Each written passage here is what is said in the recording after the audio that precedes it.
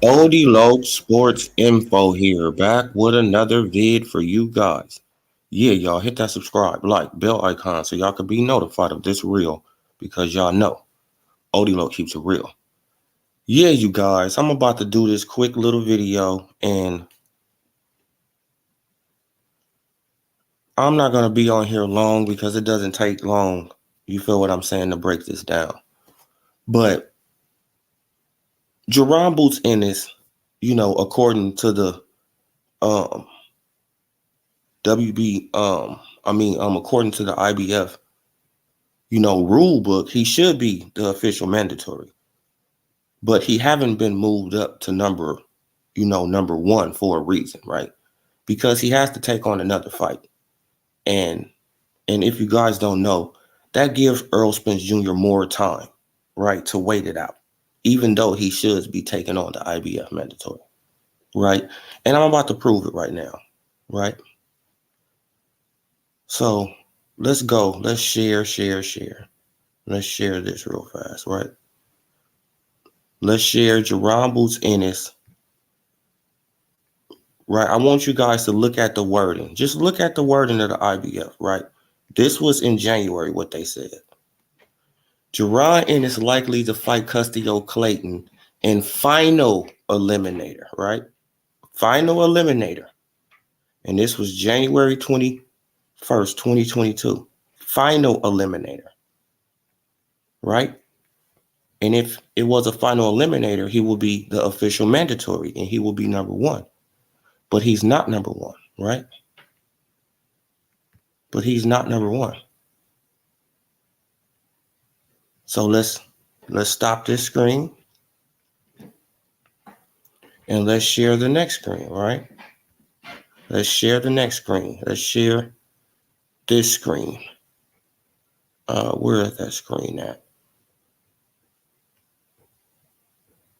Forget it. I'm gonna share this screen. No. I'm gonna share this screen. Okay, now you see how the wording is, right? Now look at this one. The last one said final eliminator. What the hell is this? I don't get up out of here. Right, the last one said final eliminator, but look in February what the wording says on Boxing News 24. Jerron Ennis and Custio Clayton, real deal for IBF 147-pound eliminator in spring. Right? So it went from final eliminator to eliminator.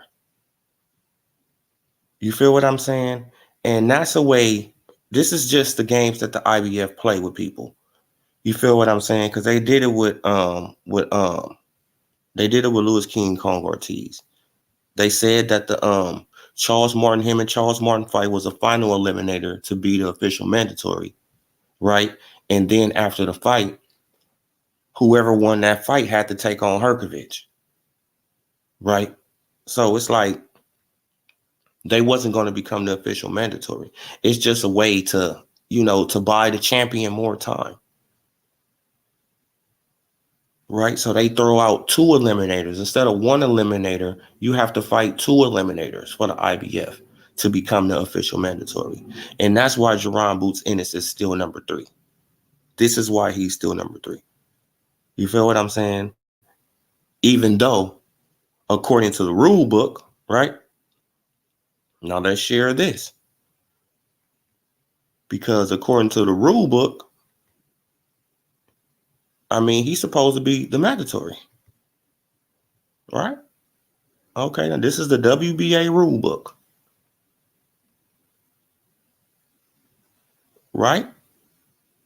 It says a mandatory contender for each weight division may be selected by a championship committee or through an eliminator bout. The selection may be subject to conditions. Generally, the highest rated boxer in the division or regional champion rated in the top 5 shall qualify to be named the official contender by the championship committee, unless he is or is likely to be unavailable to fight for the title in the period required. The committee may remove a boxer recognized as mandatory for failure to comply with these rules or failure to comply as a contender or appointed as a mandatory contender, right? Now let's read number 30, elimination bouts. It says the championship chairman may notify the 2 highest ranked available boxers or highest ranked available regional champions or a combination thereof of the obligation to meet in a elimination bout to become a mandatory contender, given them dates which the negotiation must commence and be concluded. The committee may designate the elimination bout to determine mandatory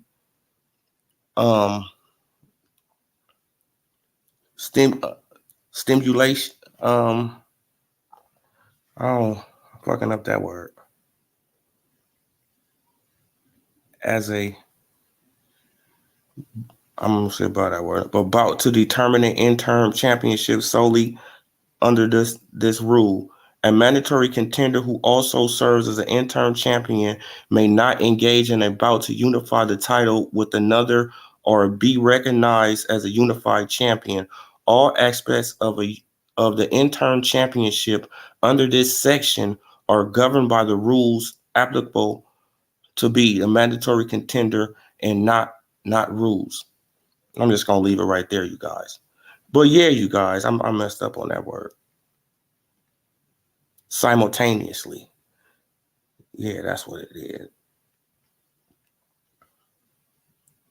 Yeah, but I just read it for you guys. He's supposed to be the mandatory. Right? He's supposed to be a mandatory to meet in a elimination bout to become a mandatory contender. And he met in an elimination bout. So why isn't he number 1? He's not number 1 because of these reasons. Right? Because the IBF, they have certain wording that people don't catch on to. Right? People don't catch on to this type of stuff, but I do. I catch on to this type of stuff. I analyze this shit. It's like Ennis likely to fight Custio Clayton in a IBF final eliminator. Final eliminator. I want you guys to look. Final. And this one was in January 21st, 2022. Now look at what they posted in February. The wording changed. They changed the whole wording when they posted it in February.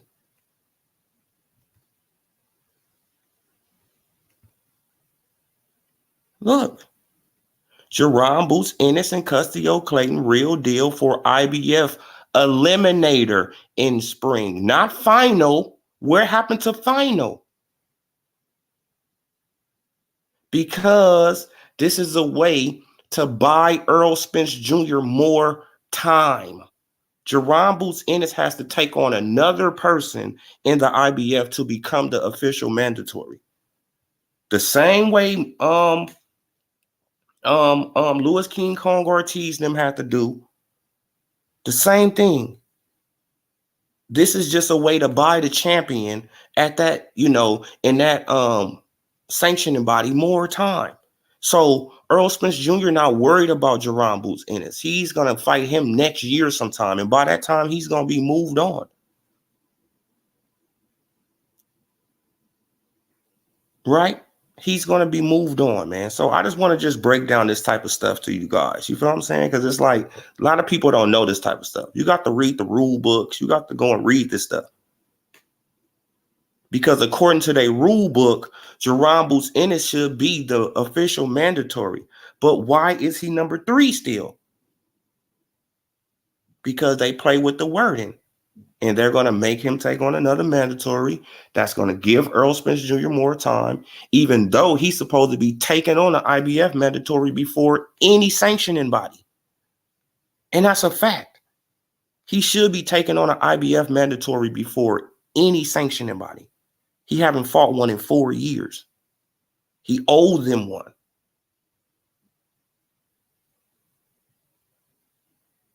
But nobody's going to talk about that. It's Earl Spence Jr. can get away with everything, right? The IBF, man, you know, like they one of the toughest sanctioning bodies. This is what a lot of people be running with. Oh, man, like the IBF, man, like they one of the toughest sanctioning bodies. No, they not. The IBF will let you get away with murder. And it's obvious. You grease their pockets, they gonna make shit happen. And it's obvious that Al Heyman is greasing their pockets, keeping Jerron Boots Ennis away from, you know, Earl Spence Jr., buying Earl Spence Jr. more time at 147, right? Buying him more time so he can, you know, so he could try to get that Canelo fight next year. Then I'm telling you, watch, he gonna try to fight Canelo next year. I don't even think he gonna try to fight Crawford. Like, right, I think that fight is not gonna happen. So I think he's gonna try to fight Canelo next year in 2023. Right, because Canelo's still on the table. People forget that too. Canelo is still on the table for the PBC. That's $100 million for 2 fights. Of course, Canelo will take it. Come on. $50 million a fight, you know, basically. Come on. And he got a great chance of beating both of the guys over there. Man, because I think he'll beat Jamal. I actually think Canelo will beat Jamal. And if Spence want to go up to Canelo weight, oh, he's going to get fucked up. He's going to get beat up, man. So those are 2 fights that he has a great chance of winning. Benavidez, on the other hand, I mean, like, he can put up a better fight. But I can see Canelo beating him too. I can see Canelo beating all those guys, to be honest with you. All of them. So, you know, because the PBC, they don't really fight nobody. They just be round robin. They don't really go outside the, you know, the stable to, you know, to test themselves. They stay inside the stable, do this little round robin, everybody fighting each other over and over and over, over and over and over. You get comfortable, you get lazy, right? You don't sharpen up your skills because you ain't in there with different kind of fighters. You in there with the same guys over and over and over. Yeah, man, but y'all got to just look at the wording of these, you know, of the IBF. The IBF, they always say final eliminator first, right? Yes, this will make that person the official mandatory. But it's like, why is Jerron Boots Ennis still number 3 then? If he's the official mandatory, why haven't y'all moved him up to number 1? Right? Why haven't y'all moved him up to number 1? Y'all haven't moved him up to number 1 because y'all protecting Spence, because y'all know if he becomes the official mandatory, he can put in that paperwork. And once he put in that paperwork, y'all gonna have to make something happen, or Earl Spence Jr. is gonna have to either fight him or drop that damn belt. Period, point blank. You feel what I'm saying? He's gonna either have to fight him or drop the belt. Period, point blank. Just like when people was telling, our or the IBF would have to mandate that fight, right? Like the WBO did with Terrence Bud Crawford and Sean Porter, because Sean Porter didn't want to put in the paperwork, as you guys seen. He didn't want to put in the paperwork. Then he started talking delusional. Oh, what paperwork? Sean, we know about boxing, Sean. We know that you got to put in, your paperwork to become the official mandatory. Now, you think that we don't know what we talking about? About that, bro. We know what's going on. You didn't want to put in the paperwork because you didn't want to become the official mandatory. You wanted to let it go. You stopped talking about it. For real, Sean Porter, go back. Sean Porter stopped talking about it. And then the WBO mandated it because Bob Arum went to the WBO and said, hey, get him Sean Porter. You feel what I'm saying? Fuck it. We'll pay Sean Porter his highest payday. We won't. You feel what I'm saying? And that's what they did. Trying to please Crawford, right? They did all that trying to please Crawford, and Crawford still left, going to the PBC like he gonna get something better from Al Heyman. It's like, I'm sorry, Crawford, but bro, that was the dumbest shit in the world, bro. That was the dumbest shit in the world, bro. I mean, come on, man. Come on, y'all. But I just proved it to you guys that it's about the language with the IBF. The IBF, they will say final eliminator. Let's share it. Man, but since we got more people in the chat. Right, look, the IBF, they say final eliminator in January. Right? Jerron Ennis likely to fight Custio Clayton in IBF final eliminator. Right? Final eliminator, which would make him the official mandatory for Errol Spence Jr., right? Let's stop screen. Let's share the other one. But when you go less than a month later, right? You go less than a month later, and this is what they got. They got a whole different title. Jerron Ennis Custio Clayton reached deal for IBF 147 eliminator in spring, right? Not final. Where did the final go? Where did the final go? It went because they changed it up. They changed it up. Al Heyman got at the IBF like, hey, y'all got to make that just an eliminator. Right? You got to give Errol Spence Jr. more time. Right? Man, because if it was a final eliminator, Jerron Ennis would be number one, and then he can put in that paperwork to fight Errol Spence Jr. You feel what I'm saying? And it's nothing that the IBF will be able to do but give him that fight. You feel what I'm saying? It will be nothing that they can do but give him the fight because that's their rules. Because he's the mandatory. He can put in the paperwork. But they're not going to move him up. He's going to have to fight somebody else in the IBF, right? Somebody else in the IBF to be the official mandatory. And that will give Errol Spence Jr. a whole nother year. Right? That'll give Errol Spence Jr. to this time next year. I mean, come on. They only fight, like 1-2 times a year anyway. So that'll give him to 2023. And by that time, he fuck around and vacate that belt and fight Canelo. You feel what I'm saying? Then retire. Y'all think it's a game, man. Look, until it all plays out, man. Man, I try to keep y'all up. I mean, above this, head of it. You feel what I'm saying? I mean, for real, man. Man, I try to keep you guys ahead of it, bro. But yeah, man. So the IBF, they like to play games with words. You feel what I'm saying? And it's obvious that Al Heyman and the PBC, they got at the IBF to, to hold back Jerron Ennis. Because they like, no, because the IBF is owed a mandatory over everybody. You feel what I'm saying? Like the IBF is older, mandatory over all them sanctioning bodies. And why they not saying nothing? That's the question. Why they not putting nobody in that position, to give them their mandatory? Why? Because they happy being, they getting sanctioning fees. Right? They getting extra sanctioning fees. Let's just say that. Right? They probably getting the extra 10 on top of, what Earl Spence Jr. paying already. Right? That'll keep them happy for a little while. Like Earl Spence Jr., I think they pay sanctioning fees every month or something like that. So every month, they getting the extra 10 or 20. I mean, come on. They ain't gonna say nothing.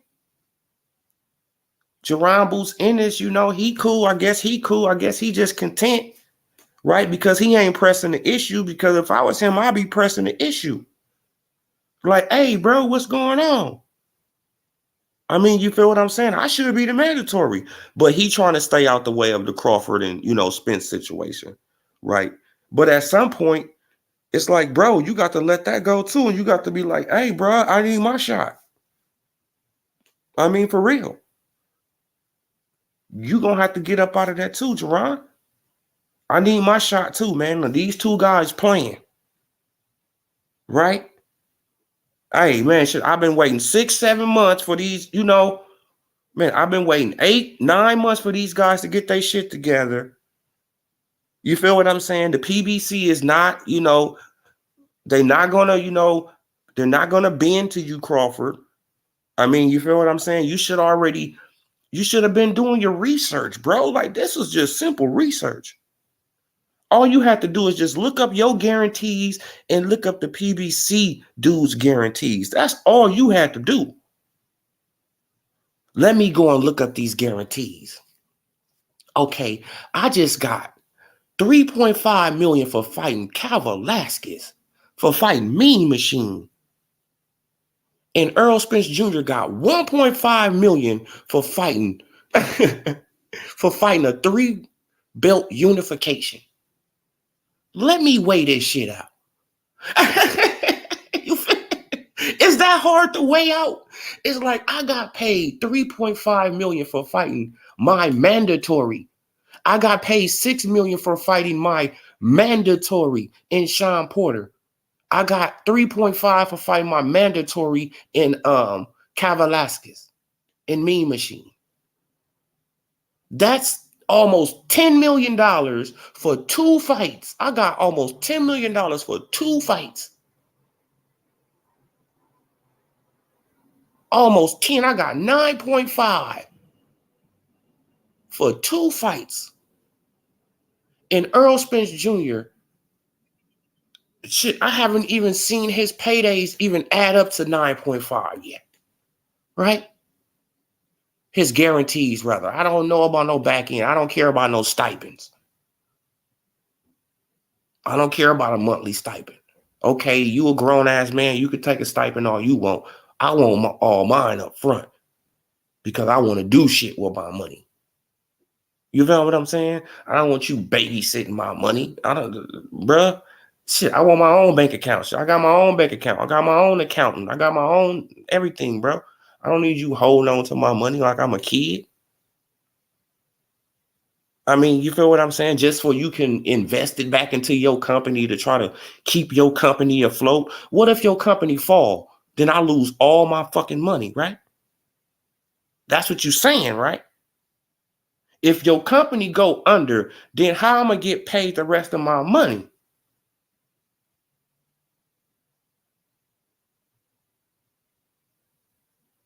This is what these dudes need to really ask themselves, the PBC dudes.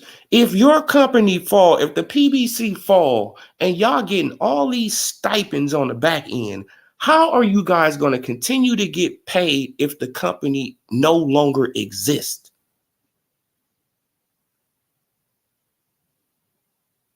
And so that means you guys would have been fucked out of millions.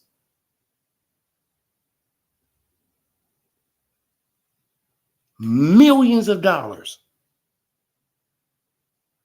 right? Because how it's going with the PBC, they just slowly decaying. They slowly going under. Slowly, that ship is sinking like the Titanic. It's sinking. Yes, slow, but it's sinking. It might be moving at a at a tortoise pace, but that motherfucker is sinking. And everybody's getting tired of the PBC.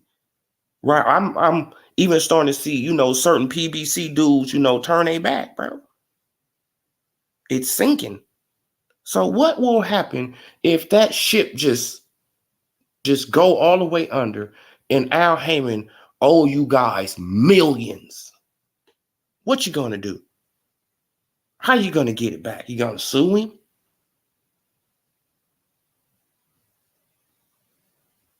You gonna sue Al? Now he got way more money than you and he can keep that shit out of court forever. It's like, bro, oh man. Like y'all in a trap.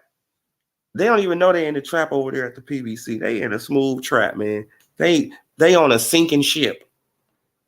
And when that when that ship sink, nobody else is gonna get paid but Al Heyman and Floyd Mayweather. And they gonna disappear on you dudes. Right? They gonna split whatever's left and get on. You feel what I'm saying? Come on, man. File for bankruptcy and what? It's over and done. Come on, man. And now y'all all in court trying to get your money that they owe y'all because y'all done took these low ass guarantees.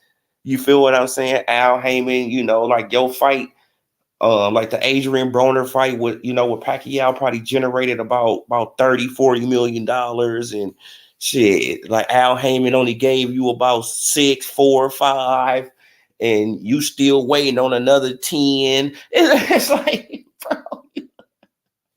And he just paying you in stipends. You feel what I'm saying? It's like, bro, he will never, ever pay you back all your money. Never, ever pay you back all your bread. You feel what I'm saying? All the bread that you have generated for his company. It's like, come on, bro. Like, this is a Ponzi scheme, man. I'm starting to look at it as a pyramid scheme. It's like a pyramid scheme, man. Right? They give us raggedy ass fights and want us to pay for it. They pay these guys low ass guarantees. They make more money than the get. Like let's say Keith Thurman versus Mario Barrios. They brung in, right, because Keith Thurman got what, 750,000, and I think Mario Barrios got what, like 500, something like that. So that's what. So that's 1.2, something like that, 1.275, something like that, right? Million. Then the undercard, they didn't even get paid. The undercard didn't even get paid, probably 500,000. Let's just say that. So let's just say, $2 million, $2.2 million at the most that they spent on the fight, right? Man, the venue, you feel what I'm saying? Man, but $4 million and shit, then they generate about $15 million. So they winning. They happy with that. They pay these dudes these super low ass guarantees, and Crawford should be really ashamed of himself at this point. Me, I'm really starting. It's like, bro, I can't believe Crawford though. He will actually fall for the nonsense that these channels was pushing out. He fell for it. Oh yeah, man, like they getting all this money on the back end. They doing this, they doing that, they doing this, they doing that, they doing this. They not doing shit over there at the PBC. They not doing a damn thing. You feel what I'm saying? It's all smoke and mirrors, man. If Sean Porter, I want y'all to think about this. Sean Porter took on Ugas. Sean Porter took on Keith Thurman. Sean Porter took on Kell Brook. Sean Porter took on Earl Spence Jr. Sean Porter took on Danny Garcia. And who gave Sean Porter his highest payday? It's like, what the fuck?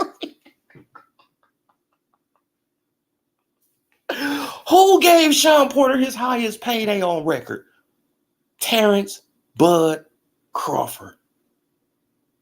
Out of all these high-rise dudes that's supposed to be worth more than Crawford, they doing all this better than Crawford. They got all this going better than Crawford. They sell seats.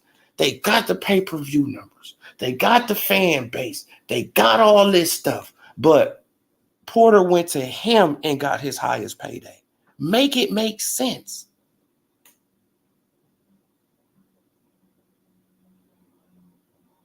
Make it make sense. How can a dude who's, the Earl section will say he's a bum, he don't sell no pay-per-views, he's this, he's that, give Sean Porter his highest payday. Get Sean Porter his highest payday.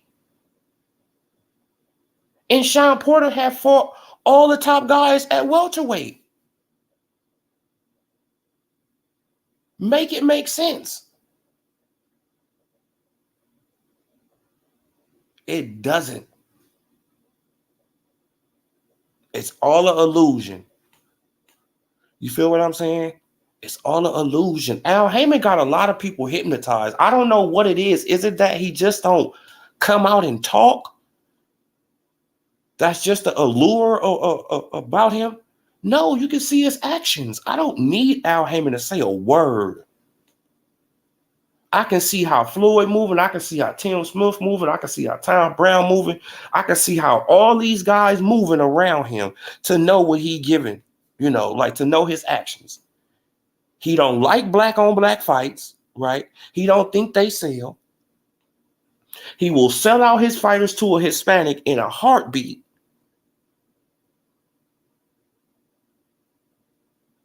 You feel what I'm saying? He's not about the best fighting the best, especially when it's black on black. He's not about that.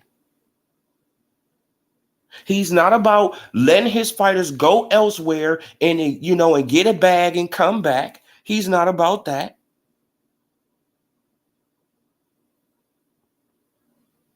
And this is all fact. You could just go and you could just look around. Come on.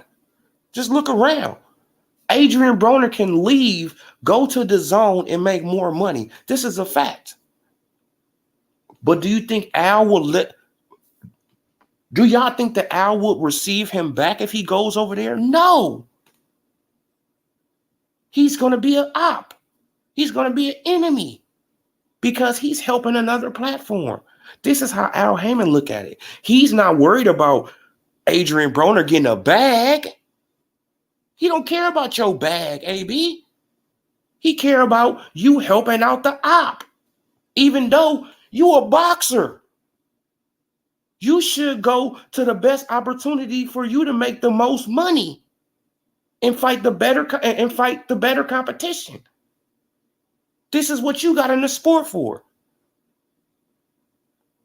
Not to just be loyal to one dude. Right? Let's say, that was the thing about Bob Arum. Bob Arum was willing to let Terrence Crawford go to PBC. Al, if you want to pay for it, here, you can have the fight. While he was still under contract with Bob Arum, Terrence Crawford, while he was still under contract, you feel what I'm saying? Like Terrence Crawford was still under contract with Bob Arum. And Bob Arum was saying, Al, if you want to pay for the fight, here. Just make the fight because my fighter wants the fight. Just make it.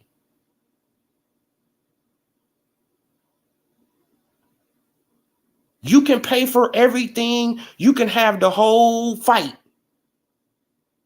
right? Because my fighter, he just want this fight. I don't want him to leave. Bob Arum did not want no damn if y'all think that Bob Arum wanted Terrence Crawford to leave, you out your rabbit ass mind. He wanted that man to stay around, man. But why you think he still let him just linger around Top Rank? Like, I mean,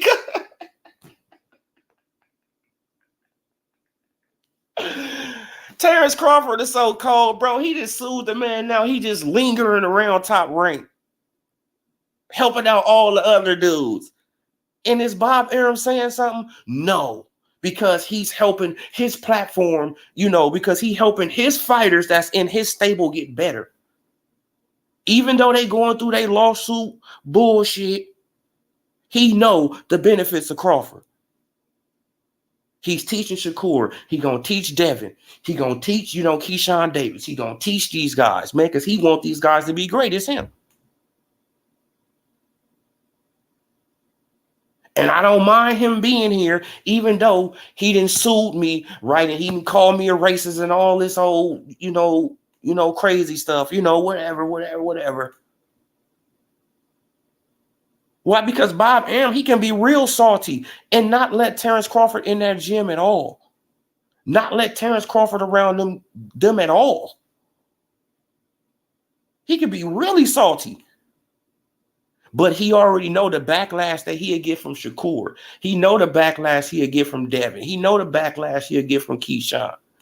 Right? He know the backlash he'll get from Jamal. From all these fighters that's in his stable. He know the backlash he'll get. They be like, what? Hey, well then, and they'll start turning on him.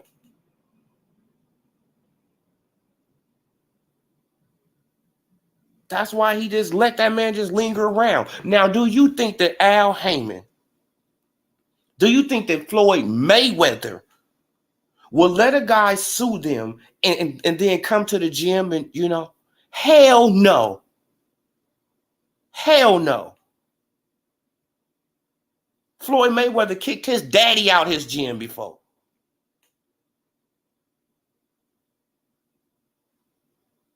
Just because they was having an argument. Now, just imagine if a boxer sue him and call him a racist. Do you think that he's going to be allowed back in Floyd Mayweather gym? Hell no. Hell no. Probably won't be allowed back in any black person gym. Let's just be honest.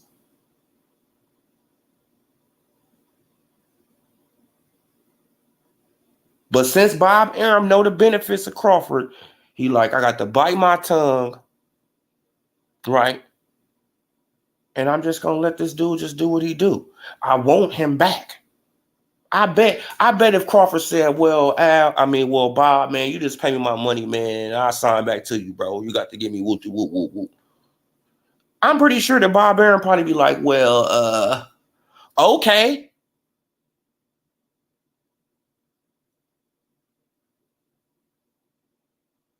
Y'all think that Bob wouldn't say that?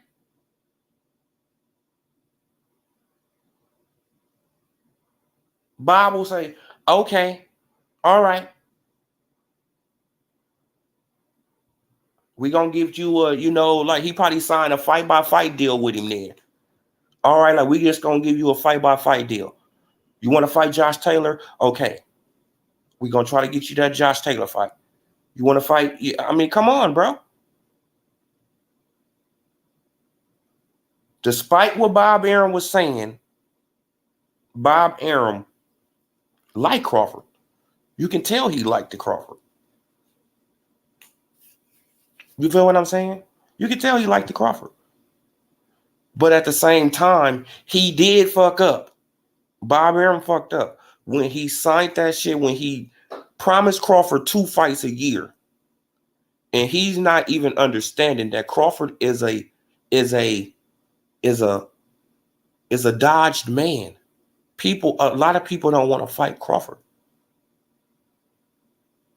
And that's where Bob Arum fucked up at. That 2-fight deal a year, and you know, then 2020 came around. He couldn't get a fight for Crawford up until Kell Brook. Come on, bro. You fucked yourself, Bob, on that one. You feel what I'm saying? Hey, Crawford just, hey, you said you was gonna give me 2 fights a year. You didn't. You promised me this 900,000 for Spence, you know, because you promised you was gonna give me the Spence fight. You didn't. Just give me my bread, and we good, right? And we good, man. You owe me 3.5 for this fight. You owe me 3.5 for that fight. That's 7. And you owe me that 900,000, man. Like, just give me my 8, you know, just give me my $8 million. You know, my $8 to $10 million, man. We good.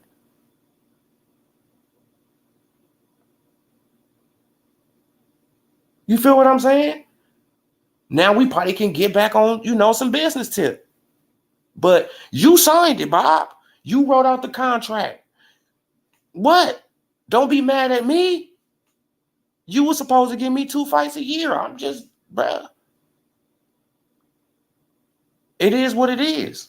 It's just business. It's not personal. You feel what I'm saying? But he did get kind of personal when he started calling them racists and all that shit. You know what I'm saying? So that's probably why Bob a little salty. But Bob, he not, you know, like Bob, he already know, bro. I got to let this dude wander around my gym and let him do what he got to do. I mean, like, you feel what I'm saying? Because Bo McNeil's still here. It got a lot of Terrence Crawford crew still in top rank. Still at top rank. You know, like his little brother Shakur's still there. So it's like, I mean, shit, as long as Shakur stay there, he gonna always be around. As long as Shakur at top rank, Crawford gonna always be around top rank. And there's nothing Bob can do about it. So he just like, shit, man, I mean, just throw up my hands. You feel what I'm saying? I'm gonna try to fight him in court and all that stuff, but you know, I did. Bob know what he did. Bob know he fucked up. I mean, you feel what I'm saying? Bob know he fucked up, you guys. But yeah, man, like I've been talking a little bit too long, and I'm gonna leave it right there, you guys. So subscribe to the channel, like the video, comment on the video, hit that noti bell. This is Odie Lux Sports Info. I'm gone.